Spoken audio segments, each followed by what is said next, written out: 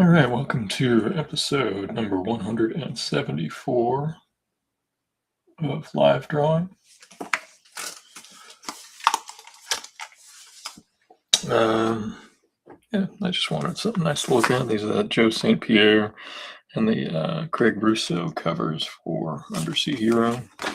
There's the Rich Woodall, and then there's the John Lucas.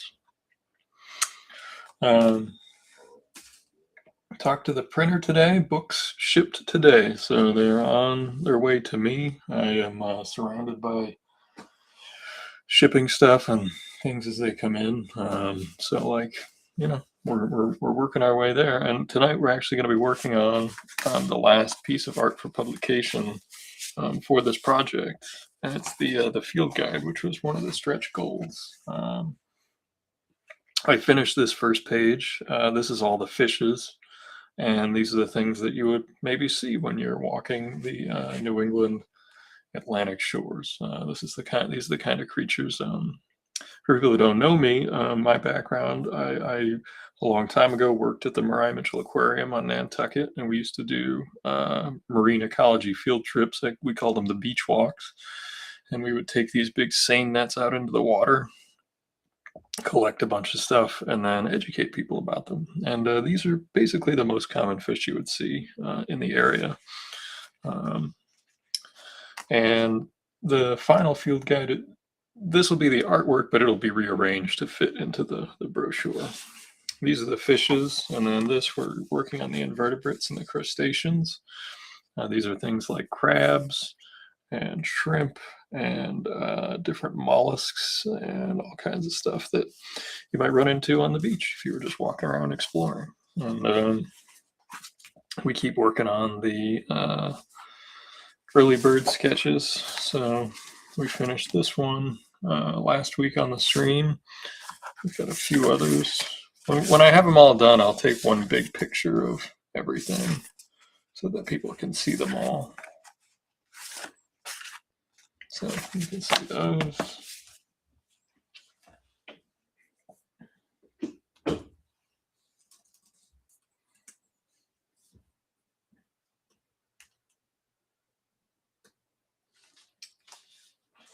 Just had to adjust my screen there because I couldn't see it. Hey, Martha's, it's going okay. How are you feeling? You weren't sick the last time we spoke.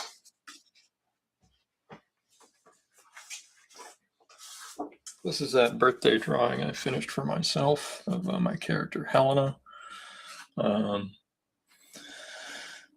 usually try to do a drawing for myself every year, and this time it ended up taking me a month to do it. But 41st birthday to self.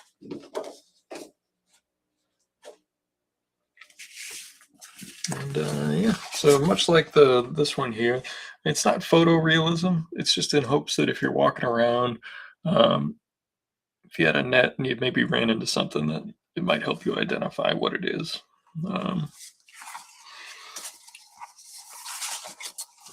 So up here we're going to be working on some hermit crabs first.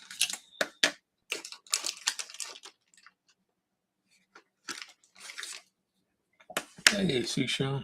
Yeah, the Mariah Mitchell Aquarium is still there. It's gone through a couple different directors since I've been there, but the building it moved across the street from where it used to be. When I worked there, it was first in one little shed, and then it was in two little sheds, and it was in three little sheds, and now they have a proper building. So.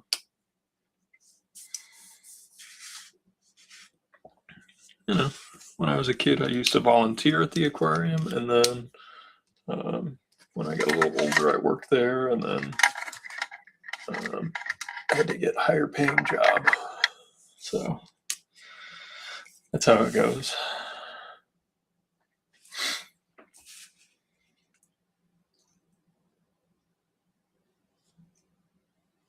Yeah, it's great because they still do it relatively the same way. We would go out and collect animals at the beginning of the year from all around the island. We would do snorkeling, and people who could scuba dive would scuba dive. We would seine. We would catch fish on rod and reel.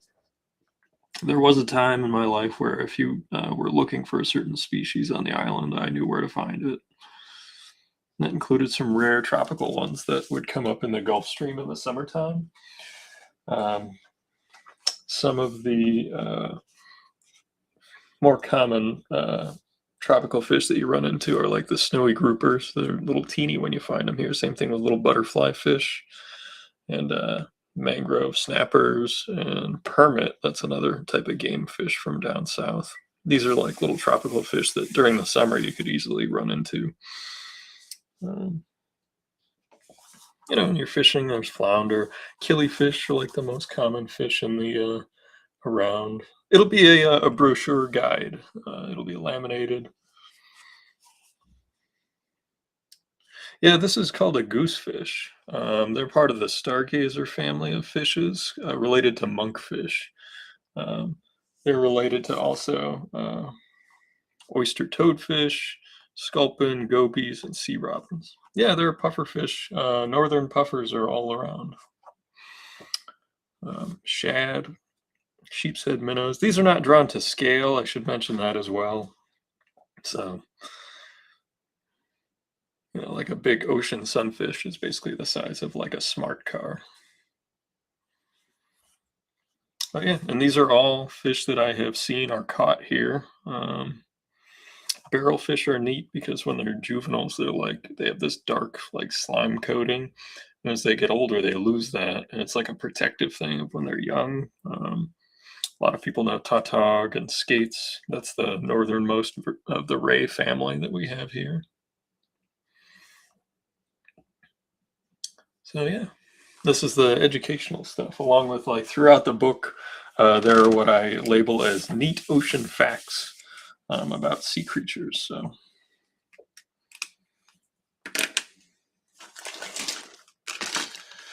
yeah, there's a lot of cool stuff around, and there's actually there's an aquarium in Falmouth that's actually the oldest in the country. I've never been there. I'm told that it is small and definitely comes off as being old. Some of these I draw from memory, but most of them I have a piece of reference of while I'm sketching them out to refresh my memory.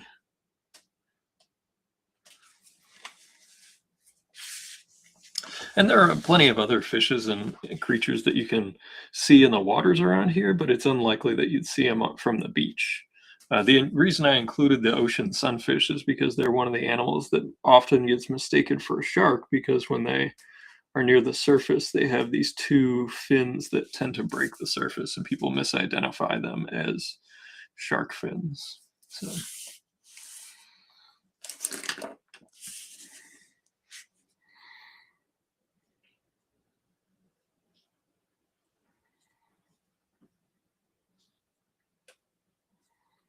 But yeah, anyone who got a physical reward of the Kickstarter will get the field guide with their book. So that's. I don't know if people will dig it. I just hope, when I was a kid, just exploring by the beach with a net and a bucket was one of my favorite things. Looking for fish, looking for crabs, just seeing what you could see, shrimp. It was something fun to do. It was like looking for frogs in a pond or something, but on a much grander feeling scale. There's many types of sharks in the waters off here, but you're pretty unlikely to see any of them close up if you're at a beach.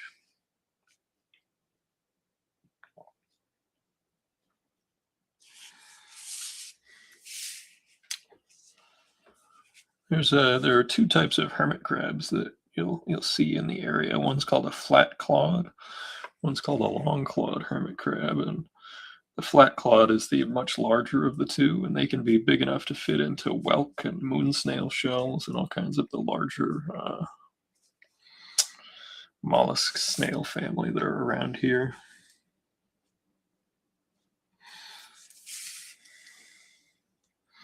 Oh, absolutely. And what I still do to this day, and I didn't get a chance to do it this year because of Undersea Hero and working on the book. But what I like to do is I set up a saltwater tank at home, and I'll just go to the beach with a net and catch some fish.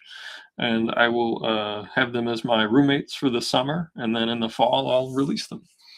Um, that way they can go off and be ready for winter and do what they need to do, and I get to feed them and enjoy their company for the summertime, just like I used to do at the aquarium. Um, and it's pretty easy. It's pretty easy upkeep, and I tell people about it, and they think, "Oh, with saltwater, it's going to be super hard." Well, we live right next to the ocean, so in order to do a water change, it's really simple. You can just go get some buckets of water and swap out the water once a month, and that's about what I do. I do like a half water change every 2 weeks.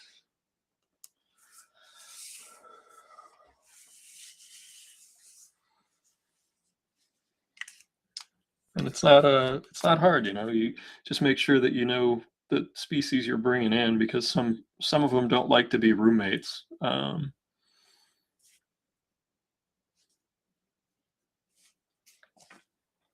You know, a lot of people with fish and stuff, you know, there's this expectation of permanence, and you know, I'd much prefer just hanging out with them for a while and then letting them go, and then they can go about their lives. You know,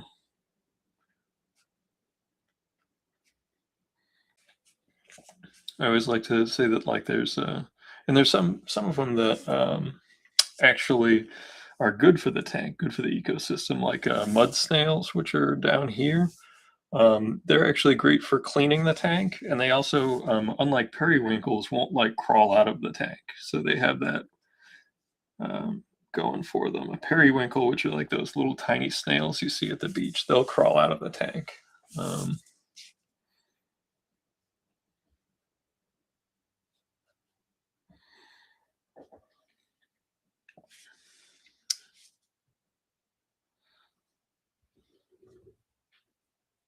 yeah, the last tank that I did really well. Um, the crab. One of the cool things is that crabs molt, so that means they shed their exoskeleton, and we'll grow another one. And we had a blackfinger mud crab that we named Carl. He molted 3 times in the tank that summer, so we had 3 souvenir Carls as he got bigger. Like the first one was about this big, and then when he molted, the next shell that we got was about this big, and then by the time he was ready to go, he was about that big. You know, and because it's a molt, it's got their legs and their claws. It's a complete shell because they shed their entire exoskeleton. So we had 3 mini Carls like on the windowsill for the rest of the year, which was pretty neat. Yes, they do. They try to make an escape.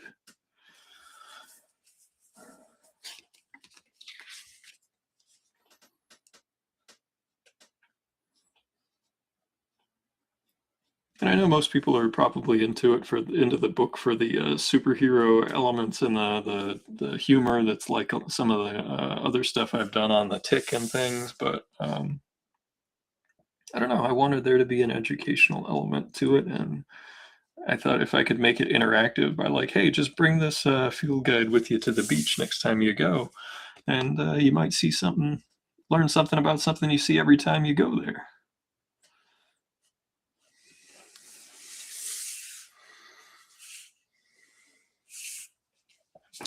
I know people probably want to watch me draw like Batman or something like that, but I promise when the book is out and about, we will get back to drawing the stuff people want to see more of, I guess. At least that's what my analytics tell me. They're like, "Oh, you should draw the Tick more, Ninja Turtles more, other characters you've drawn that are known intellectual properties."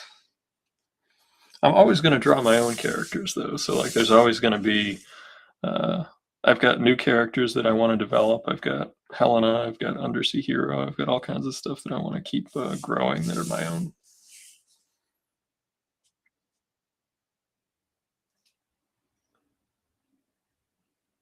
Oh, a book about trees. Nice.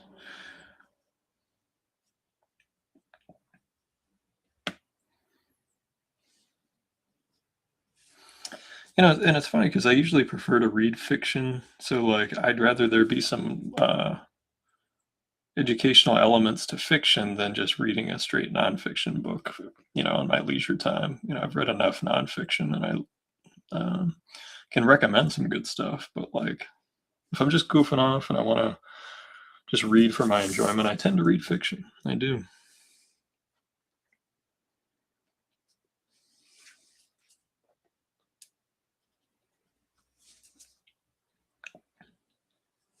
I've got a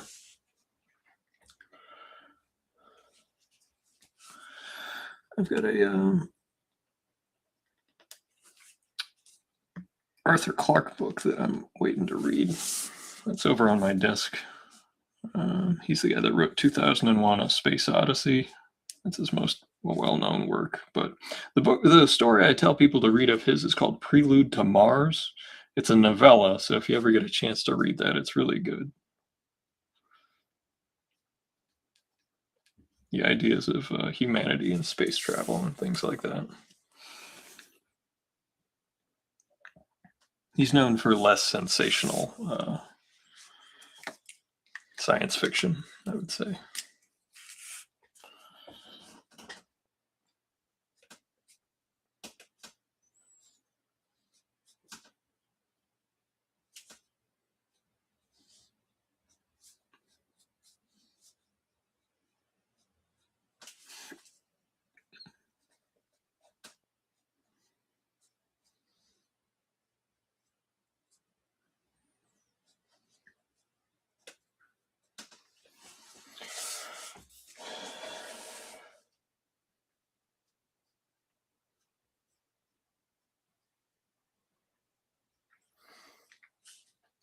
Hey, Eli. Yeah, I mean, I've thought about that, but yeah, I don't know. It just seemed like another layer that's like a good idea, but um, I don't know if I have the bandwidth to do that because the books have shipped. They're on their way to me.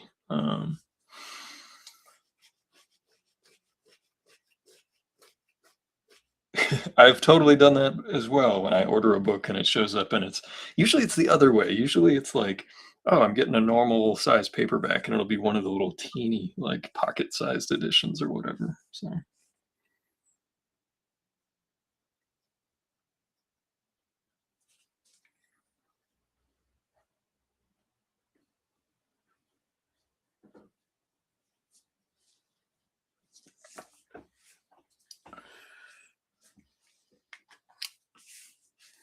I'm gonna finish the little textures on his legs. I forgot. And these are probably at print size, so I've got to be mindful of the line work.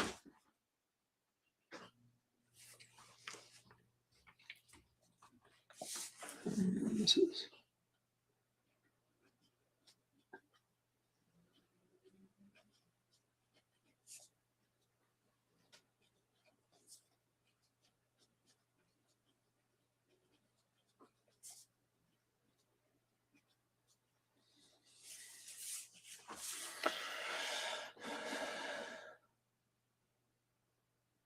yeah. Let me know. I mean, if it's a big success and people love it,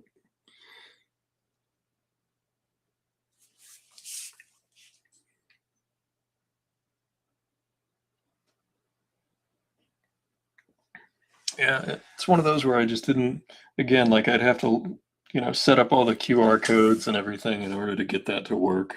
Um, that just seemed like another element where like doing all the pencil inking and coloring of the length of this book was one of the biggest endeavors of my career. So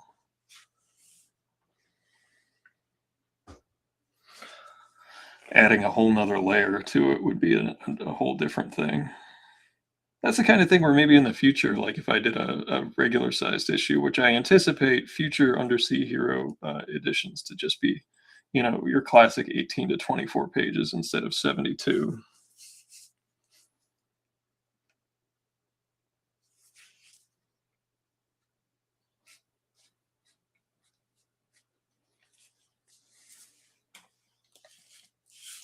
How is your book coming along, Eli? You got to be further along than the last time we spoke. Do you have a full draft? Are you in revision mode? And the crap, I gotta pay a bunch of editors to read this mode.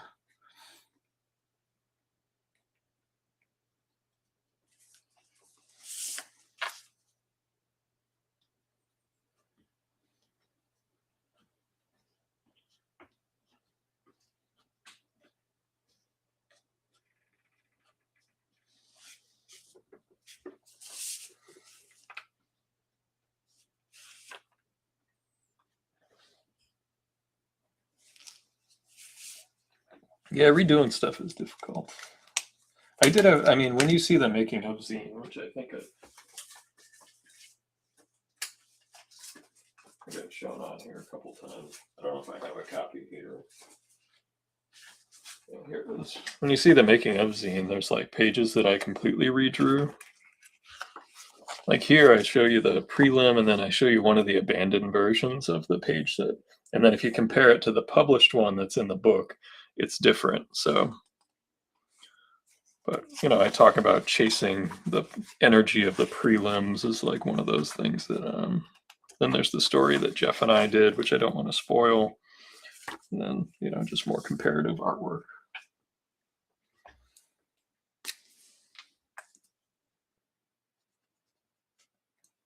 My hope is that when it shows up, everyone's like, wow, it took a while, but that was worth it.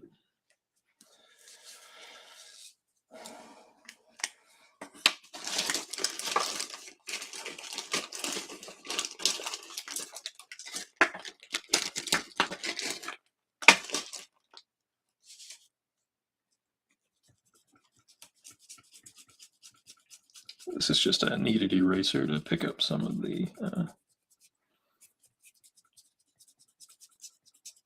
pencil lead.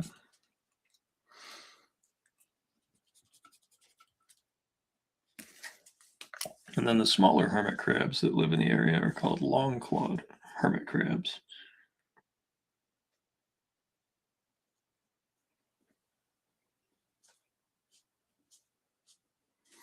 And they're usually in like periwinkles or little small, tiny snail shells.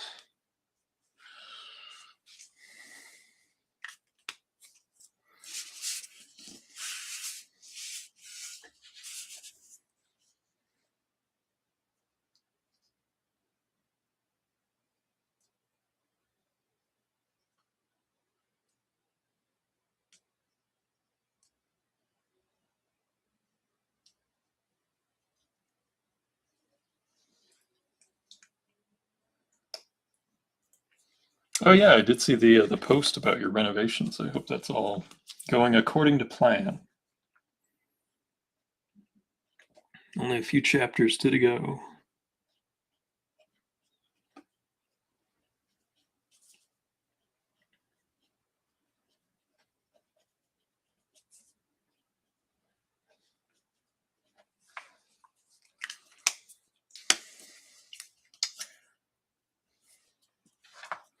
It's up to you. I mean, depends on when it is. If you want me to do it or whatever, if I'm available and you want me to help out, I'm happy to help out.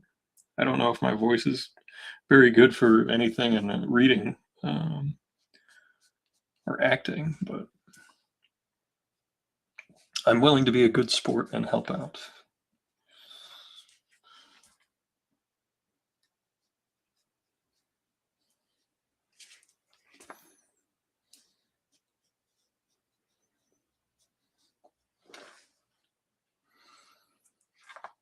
Also, if you get to a point where you need manuscript readers, feel free to hit me up.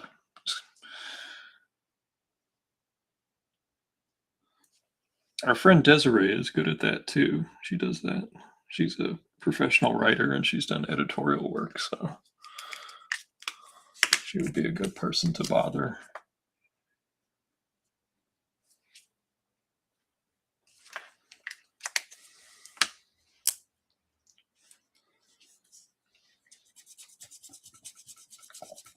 I think everybody likes hermit crabs, don't they? They're just neat little animals. Borrowing discarded shells to bop around the world in. Little nature's recyclers. Like, oh, Mr. Snail, you're done with this show? I'll use it for a little while. It looks comfy. Another crab that everybody tends to see in New England are called fiddler crabs. They live on the shore. They're a land crab, and they dig these little holes in the sand, and then from those holes they you know gather food, hang out. Some of them they live in these large colonies on a beach. They're very cool animals.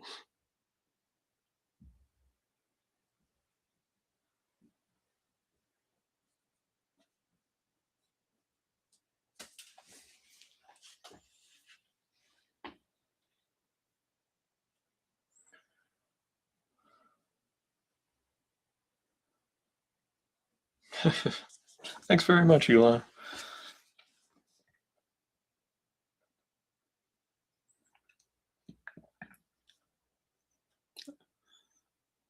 I am not a voice actor, so it might be real bad. So just warning you. Our friend Jeff would be great. He's an actor. He does acting.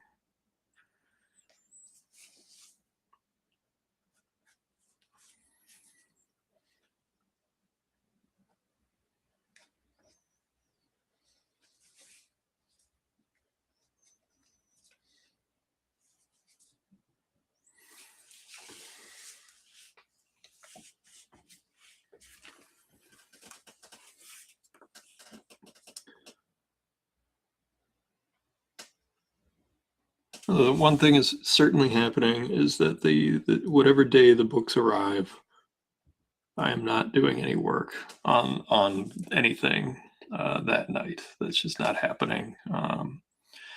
This book has been such a long time in the making that I will be having a glass of wine and doing very little.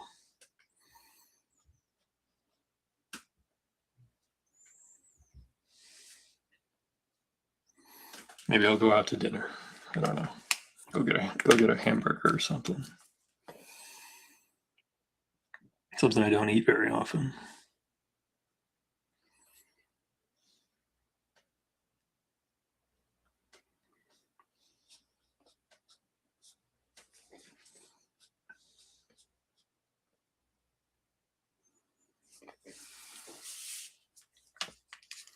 Crabs are actually one of the most successful evolutionary points for creatures on the planet. They're so successful at existing and everything that there are animals that aren't crabs that pretend to be crabs. Look it up. It's a real thing.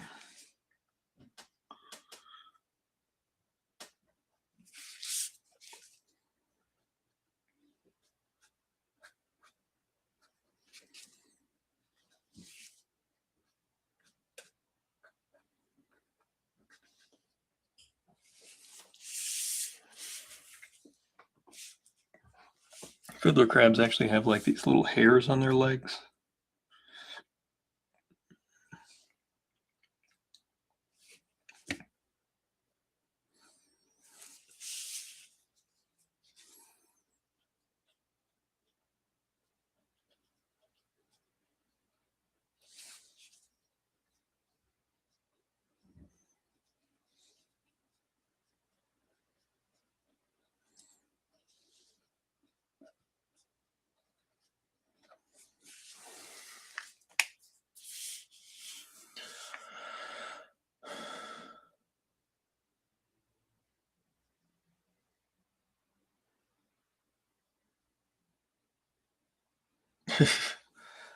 A UH drawing on a post-it note. Nice.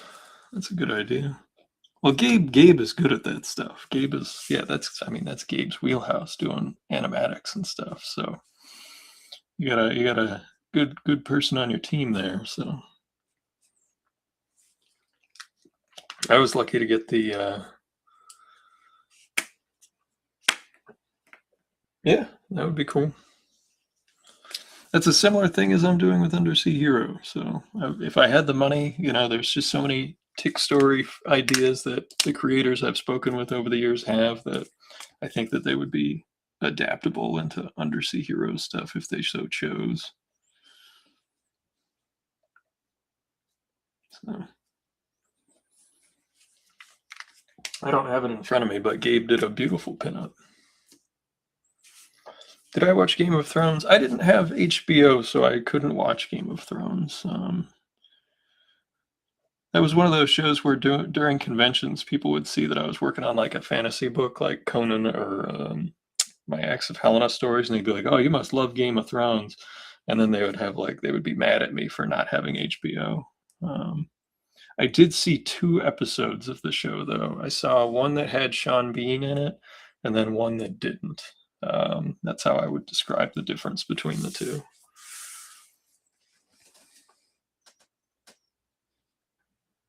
Did you like that show? Was that one of your favorites?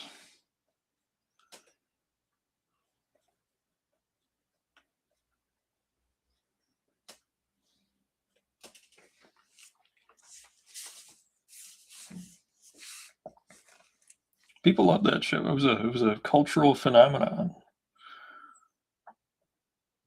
I guess people didn't like the last season, but I can't say I have any perspective on it. So I know there was like controversy about it. People were, oh, okay, cool.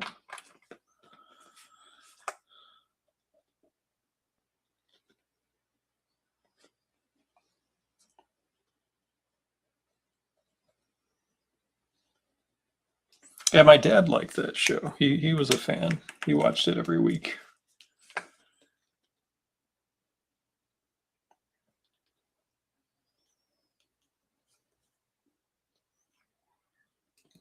He's actually probably to blame most for my enjoyment of fantasy genre stuff because he gave me like when I was a kid, he gave me Robert E. Howard, Burroughs books. He gave me and Tolkien. He got me into that. So like the high fantasy stuff was you can blame my old man for my enjoyment of that. Those childish things, genre stuff. And science fiction. You got me to read science fiction first when I was a kid, and we'd watch Star Trek together. We would, if I read a good sci-fi book, I'd give it to him, or he'd do the same thing. It was something my dad and I did when I was a kid.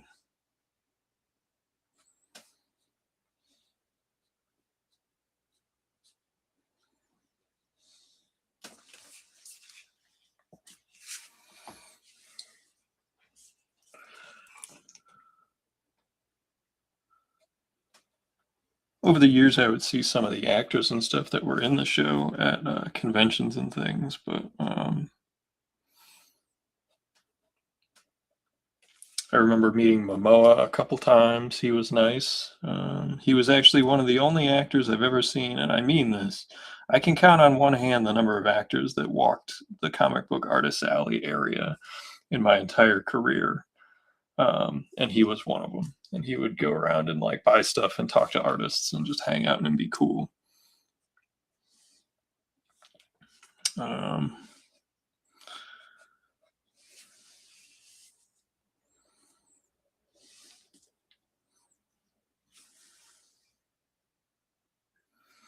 Would I say Star Trek has lost popularity? I think a lot of things just by the nature of the divisive platforms. And what I mean by is that like, it's you have to have a separate streaming subscription. So it's not like back in the day when it would be on network television and anybody could watch it on a whim.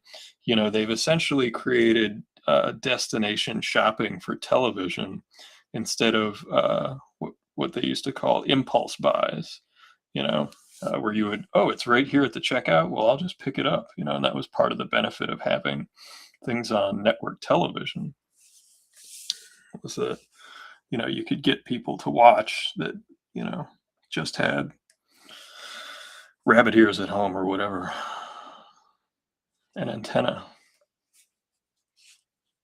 Yeah, exactly. It's not as connected. So literally everything has fewer people watching it just by the system that way it works now.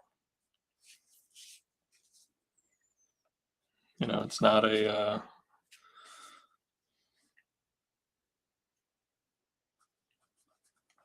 And I actually think that that's one of those things in sports that has driven the fact that for the longest time, football remained a popular sport because they had football on network television, and they still do. I'm not really a football guy. I prefer like baseball and ice hockey for sports, but you know, those two sports are not usually on network TV, and they've suffered because of that. And it's harder to watch. Like you got to pay, you got to set up an account.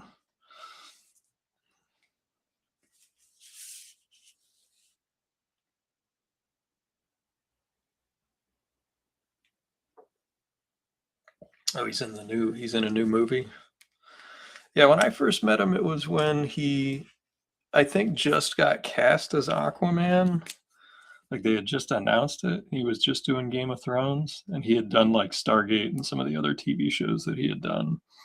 And then the other subsequent times that I saw him, um, he was either in one of the DC movies for the first one, and then they had one of the things that I was around for at San Diego was when the entire cast of the Justice League was first revealed together in the NEC booth, which is the Tick booth. Of course, that's where I was right across from the big DC booth. So like we had this big crush of people because Affleck and Gal Gadot and all those people were just walking by. Henry Cavill. But they weren't stopping to check stuff out. Momoa would. So like that was a big difference.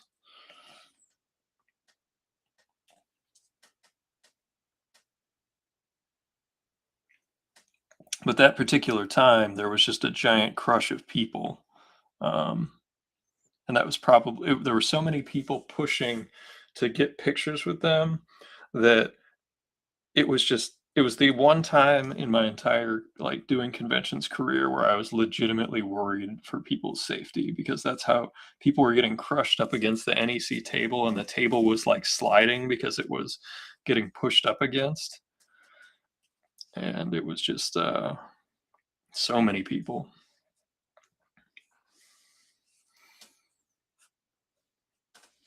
And if you look at the pictures from that day, there's a couple of angles where you can look from their perspective up on top of the pedestal that they're at, and you can see Jeff, myself, Bob Polio in the little NEC booth below them.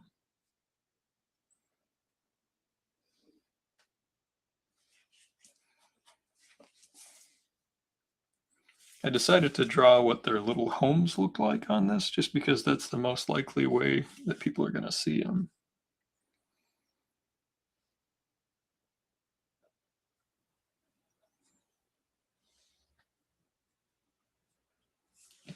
Crab homes.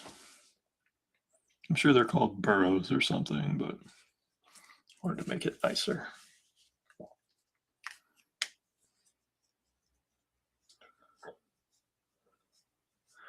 Yeah, I mean, at that point, at the zenith of con culture, it was really like unbelievable. I remember when the first time I went there, someone was like, "Hey, could you pick me up one of these?" And it was some sort of exclusive, and I was like, "Oh, sure, I'll get in before everybody else. It won't be a problem." And I didn't realize that it didn't matter like when you got there. There were people that would tackle each other to get to these exclusives, and then you learn that like people use the exclusives to fund their trips. So like people would get in and they would be doing the exclusive lines and getting the tickets and everything to sell them while they were there, and so that they could go and pay for their flight and their hotel, their Airbnb and everything. So it was interesting. It was an interesting learning experience. But like, yeah, you see people in line after they grabbed an exclusive, take a picture, and immediately post it on eBay.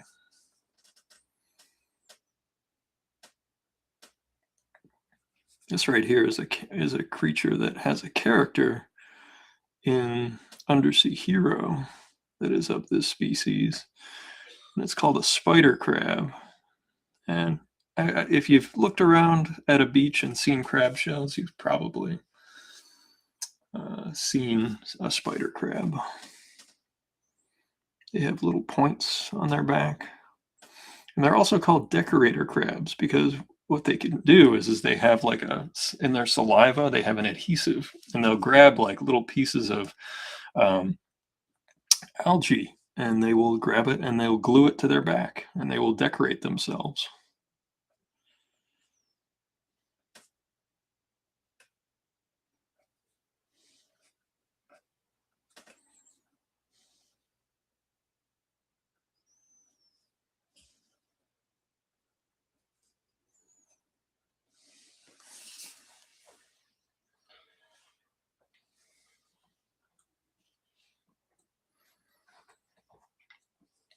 Yep, they'll make little costumes and they'll hide out, and especially when they're younger, they'll make elaborate designs on their backs with their stuff.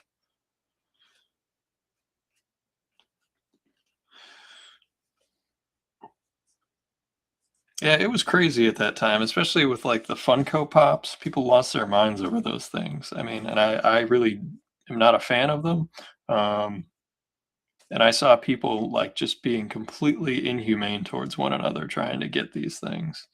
And the story I like to tell about how they managed their business at that time was that one of the years I was there, they did an exclusive special tick figure. I think it was for the Amazon TV show that had just come out. It was probably that year that the Amazon show came out, and um, Ben Edlund, who created the tick, wanted one. He was just like, "Hey, I created this character, and I am running the new show that you're supposedly celebrating. I just want one." And he went over to the booth, and they wouldn't give him one. And he didn't. Ben's not a "Do you know who I am" kind of guy, but he did ask to like speak to someone other than the person at the front of the booth because they were just trying to do their job, and it took some doing just for him to get his exclusive tick pop of a character that he himself created.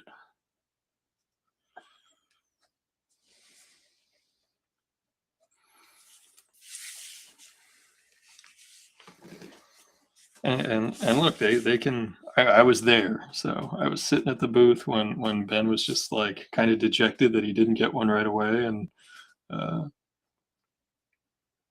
I don't know if he really dejected's probably the wrong word, but just like he hadn't gotten his pop, and he was just like, "Man, I kind of wanted one of those." So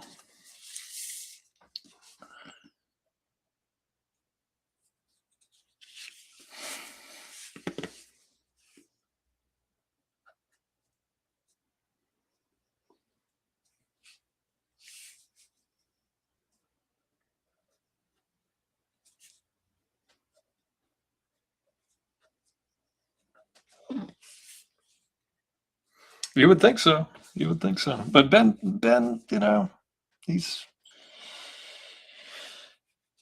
I don't know. He's a busy guy, so I don't know if his agent didn't make a phone call or something. No idea.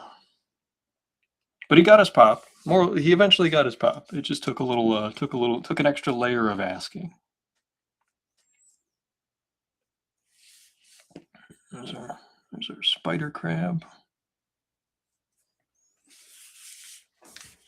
crawling along.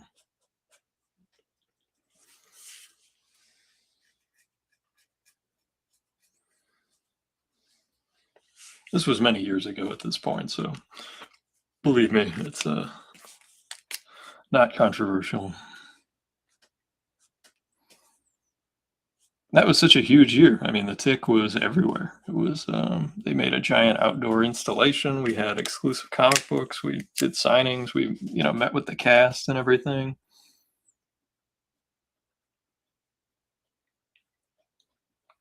Um, a lot of the cast came and hung out at the booth.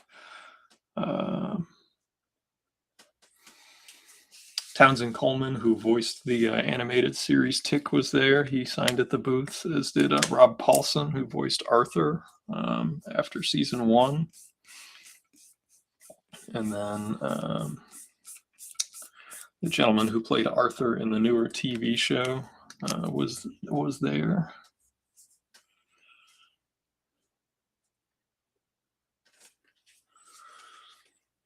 He also voiced Orko in the new Masters of the Universe cartoon.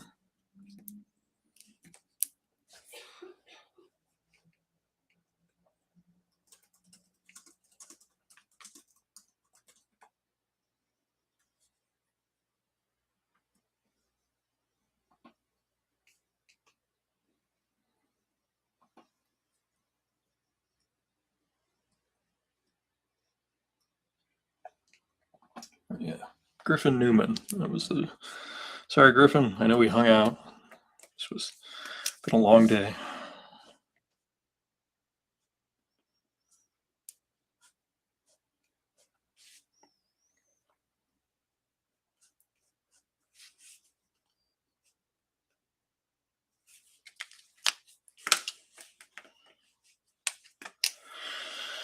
Next one is the green crab.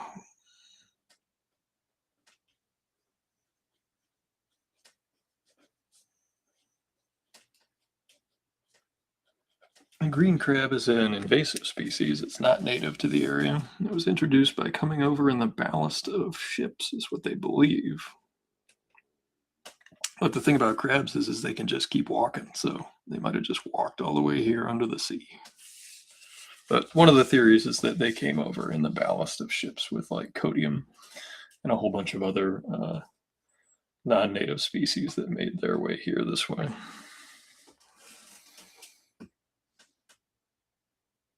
And as you can see, I'm not treating these like they need to be photorealistic drawings or anything. They're just reference. So if you see something, they'll be colored in when they're done.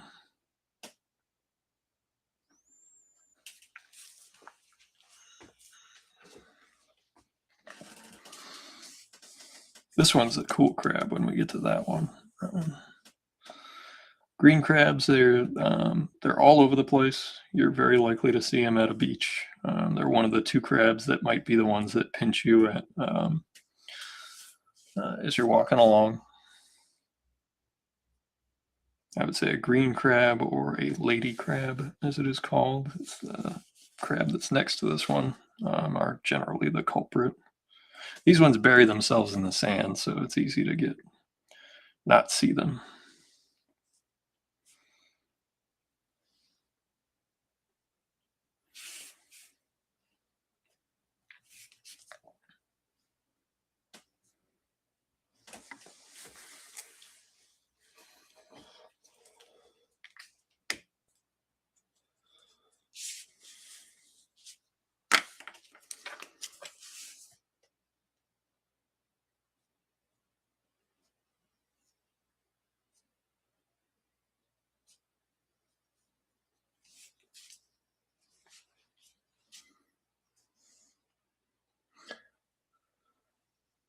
Oh, nice. You had a fossil field guide Stegosaurus and Eohippus. I don't know that one.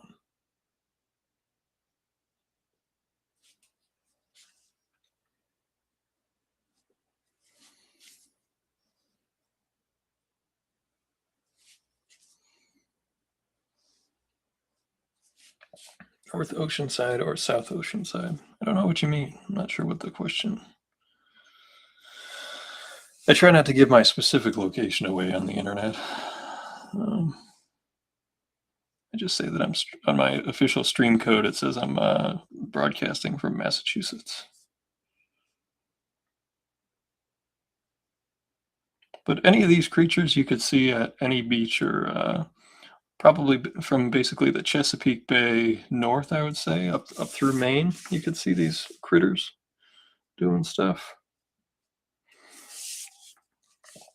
I would love to do a West Coast one, but I think I would need a reason to do it. Like if we were doing a convention or a what you call it, a signing or some sort of event over on the West Coast. I would love to do a Pacific Ocean shores one, and I'd love to do a freshwater one. Green crabs are everywhere though, so they've started showing up on menus just because they're trying to figure out a way to like harvest them because they are a problem.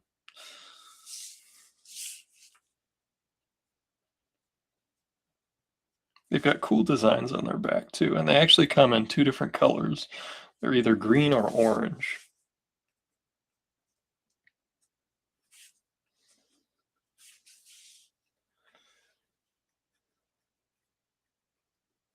Oh, I had no idea. That's very cool. Fossils are cool. That was actually where my folks live out in the Midwest. One of the cool things is that they live on what used to be millions of years ago, a giant swamp. And so, like, if you're just looking through gravel and stuff, you can see fossils like um, brachiopods and other little snails and things like that. And occasionally you find trilobites. And, I used to just look in like parking lots, in the gravel in parking lots, and find fossils there. Like I said, like brachiopods, I had like a whole shoebox full of them.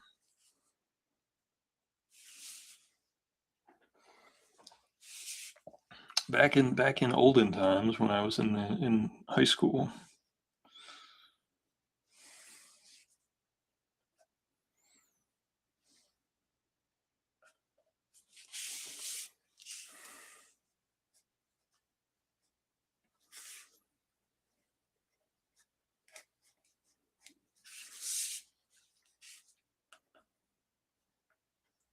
I mean, one of the things with Undersea Hero that I'm trying to do is to go outside of the comic book market, and I know that that's hard for people to picture because I've been in that market with a lot of my own work. Is that I worked for a book publisher for a while, and that was traditional publishing, and that was also direct market to book retailers and other specialty stores. And I would love to get this stuff into aquarium gift shops, do events there, things like that, instead of just at comic book stores. Because I think that, limiting the audience would be a mistake. And I think that there's a lot of viability for it outside of those traditional avenues. And I think the educational portion of it helps. There are aquariums all over the East Coast.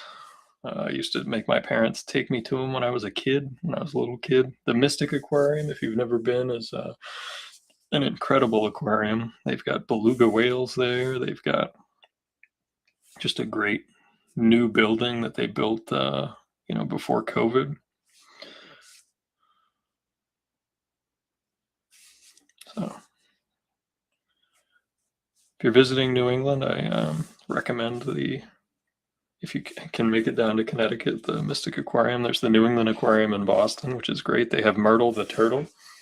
Um, it's kind of interesting to think about the fact that like Myrtle's been the one of the main attractions there so long that if your grandparents made a school trip there, they saw Myrtle. So generations of people have gone and visited the same sea turtle at the New England Aquarium. So I was just trying to, just like with the fishes one, fit everything onto one thing. So that's kind of the idea here. There's a little bit of empty space here that's probably a mistake, but that's all right.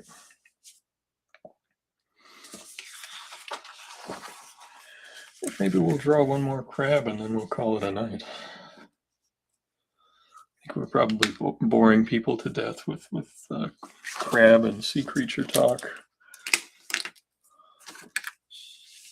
I mean, think about it. If there was like an undersea hero thing on like a Shark Week or something, that would be cool.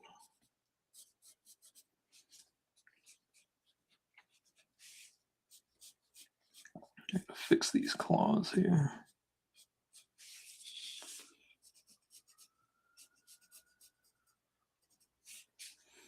Just kind of getting tired of drawing crabs.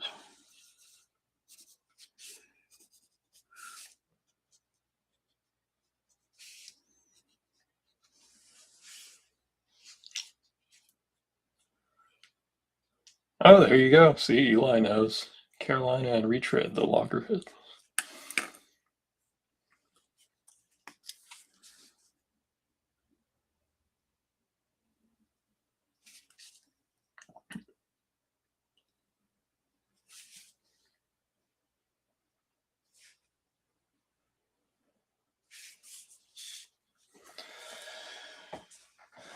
Hey, I think that's a great tradition. Eli makes his family take him to aquariums on his birthday.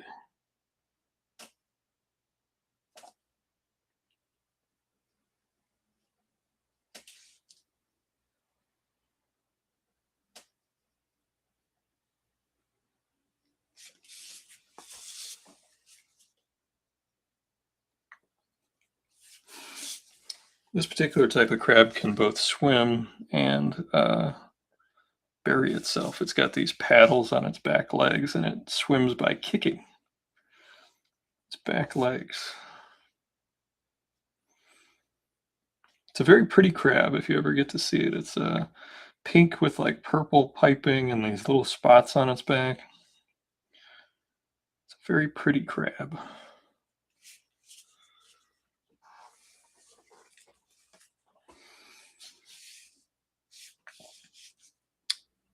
Most people come here for like the superhero chat. Tonight we get a I don't know, it's more like a naturalist chat.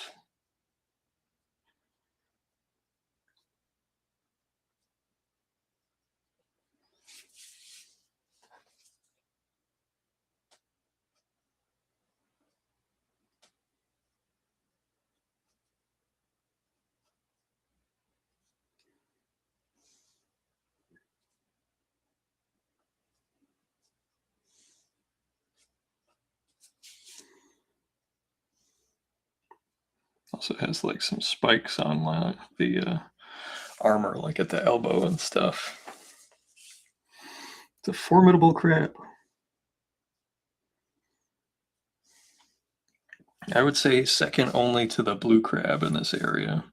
The blue crab is just much larger. They're both aggressive, but like the blue crab is like the most aggressive crab. Like you can't even, when we had them at the aquarium, you'd have to have it in a tank by itself unless it was like a really small one. And they would destroy stuff. Like they could break the filtration system. They could do all kinds of damage. Not as much as a mantis shrimp, which if you know anything about them, they're another type of crustacean that lives in the area. They're called tank busters.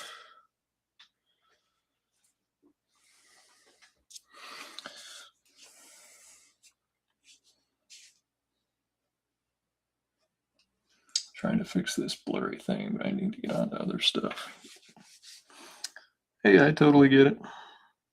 And I love that drawing you did of Jana War. I just re-upped my Fat Cat Funnies website, and when I finish this stuff and do my website update, it will absolutely be on there. I thought it was awesome.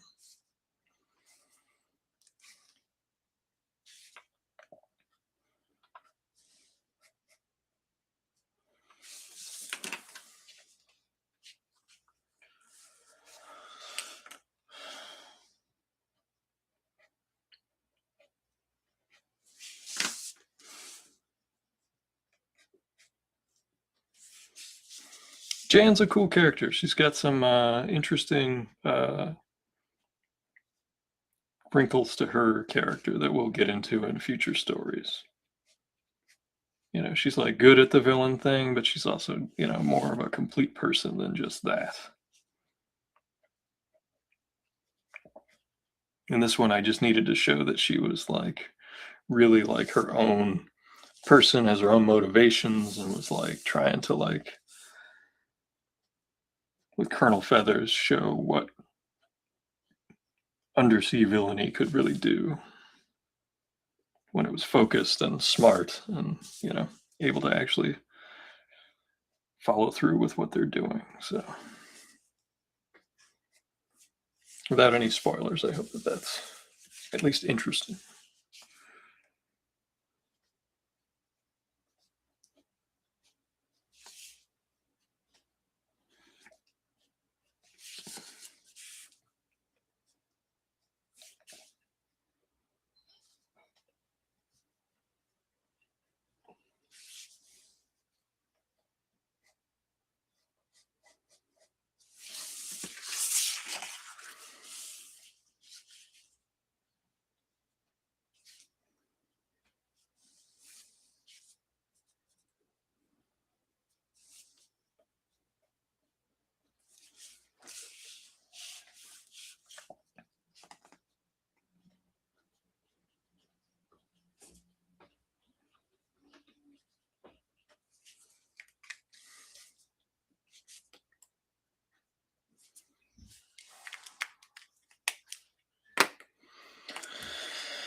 Get our little blue pen here. Get her nameplate done.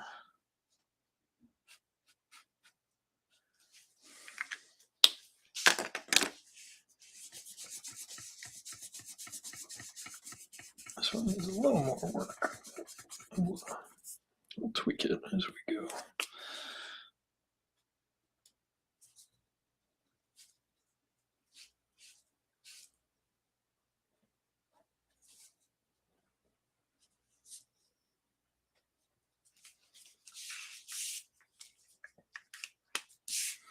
All right, we drew some crabs tonight. And you can see our fish that we finished drawing the other day. And yeah, thanks everybody for coming to hang out. I'm glad you all could come say hi. And there is a chance that I will do a special live Tuesday, but more than likely it'll be either Friday or the week after the holidays. So I hope everyone enjoys the holidays. Be safe, be well, and I hope that you have some fun and some joy. So thanks everybody, and I wish you all a good night and a happy holiday. Bye.